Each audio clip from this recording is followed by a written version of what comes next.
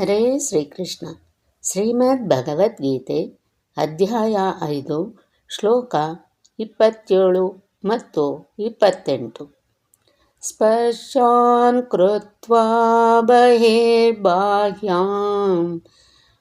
ಚಕ್ಷುಶ್ಚೈವಾಂತರೇ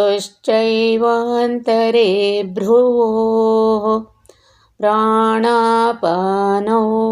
ಸಮೌ ಕೃತ್ವಾ ನಾಸಾಭ್ಯಂತರಚಾರಿಣೌ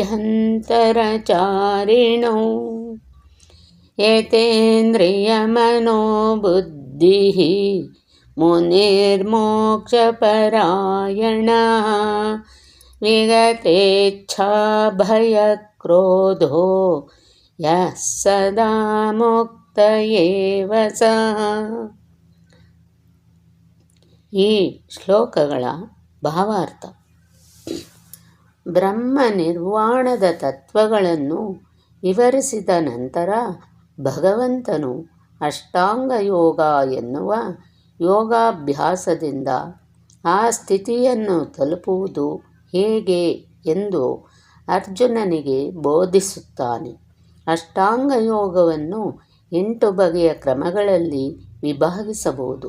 ಆ ಕ್ರಮಗಳಿಗೆ ಯಮ, ನಿಯಮ, ಆಸನ, ಪ್ರಾಣಾಯಾಮ, ಪ್ರತ್ಯಾಹಾರ, ಧಾರಣ, ಧ್ಯಾನ ಮತ್ತು ಸಮಾಧಿ ಎಂದು ಹೆಸರು.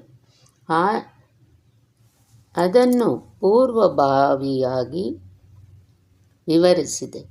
ಯೋಗದಲ್ಲಿ ಪ್ರತ್ಯಾಹಾರ ಪ್ರಕ್ರಿಯೆಯಿಂದ ಶಬ್ದ, ಸ್ಪರ್ಶ, ರೂಪ, ರುಚಿ ಮತ್ತು ವಾಸನೆ ಮೊದಲಾದ ಇಂದ್ರಿಯ ವಿಷಯಗಳನ್ನು ದೂರವಿಡಬೇಕು. ಆನಂತರ ಕಣ್ಣಿನ ನೋಟವನ್ನು 2 ಹುಬ್ಬುಗಳ ಮಧ್ಯೆ ನಿಲ್ಲಿಸಿ ಕಣ್ಣನ್ನು ಅರ್ಧ ಮುಚ್ಚಿ ಮೂಗಿನ ಕೊನೆಯಲ್ಲಿ ಕೇಂದ್ರೀಕರಿಸಬೇಕು. ಕಣ್ಣನ್ನು ಸಂಪೂರ್ಣವಾಗಿ ಮುಚ್ಚಿ ಪ್ರಯೋಜನವಿಲ್ಲ, ಏಕೆಂದರೆ ಹಾಗೆ ನಿದ್ರೆ ಮಾಡಿಬಿಡುವ ಸಂಭವವಿದೆ. ಕಣ್ಣನ್ನು ಸಂಪೂರ್ಣವಾಗಿ ತೆರೆದು ಪ್ರಯೋಜನವಿಲ್ಲ, ಏಕೆಂದರೆ ಆಗ ಇಂದ್ರಿಯ ವಸ್ತುಗಳಿಂದ ಆಕರ್ಷಿತರಾಗುವ ಅಪಾಯವಿದೆ.